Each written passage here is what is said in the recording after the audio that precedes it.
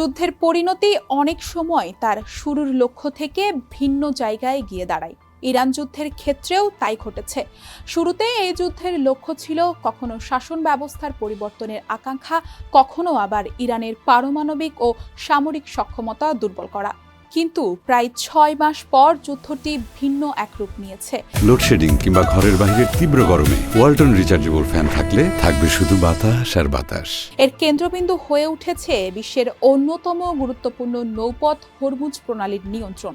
বিশ্লেষকরা বলছে, ইরান এখন দেখিয়ে দিয়েছে তাদের নির্ধারিত শর্তেই চলাচল না করলে তারা হরমুজ প্রণালী দিয়ে যাওয়া বাণিজ্যিক জাহাজকে হামলার লক্ষ্যবস্তু বানাতে সক্ষম।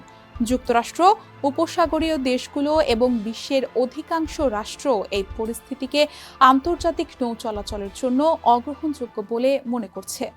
বর্তমান বাস্তবতায় মূল প্রশ্ন একটাই, হরমুজ প্রণালী কি আন্তর্জাতিক জলপথ হিসেবেই থাকবে, নাকি কে, কখন এবং কি শর্তে এই পথ ব্যবহার করবে তা নির্ধারণের ক্ষমতা ইরানের হাতে চলে যাবে।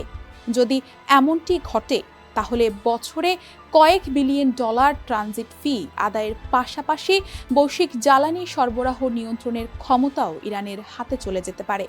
যুদ্ধের আগে প্রতিদিন প্রায় 2,30,00,000 ব্যারেল তেল ও রপ্তানি পণ্য হরমুজ প্রণালী দিয়ে পরিবাহিত হতো। ইরাক, কুয়েত, কাতার ও বাহরাইনের প্রায় সব জ্বালানি রপ্তানির প্রধান পথ ছিল এটি। একই সঙ্গে সৌদি আরব ও সংযুক্ত আরব আমিরাতের জ্বালানি রপ্তানিও গুরুত্বপূর্ণ রুট ছিল হরমুজ। এখন পরিস্থিতি বদলাচ্ছে। বিভিন্ন দেশ এমন একটি ভবিষ্যতের পরিকল্পনা করছে যেখানে হরমুজ নিয়মিত বন্ধ থাকতে পারে অথবা বাণিজ্যিকভাবে অনির্ভরযোগ্য হয়ে উঠতে পারে। তাই একক একটি প্রণালীর ওপর নির্ভর না করে একাধিক বিকল্প রপ্তানি পথ গড়ে তোলার উদ্যোগ নেওয়া হচ্ছে। হরমুজের দক্ষিণে সংযুক্ত আরব আমিরাতের একটি বন্দর ও পাইপলাইন রয়েছে, যার মাধ্যমে বর্তমানে প্রতিদিন সর্বোচ্চ 18 লাখ ব্যারেল তেল আন্তর্জাতিক বাজারে পাঠানো হয়। দেশটি 2027 সালের শেষ নাগাদ এই সক্ষমতা দ্বিগুণ করে 36 লাখ ব্যারেলে উন্নীত করার জন্য সম্প্রসারণ কর্মসূচি হাতে নিয়েছে।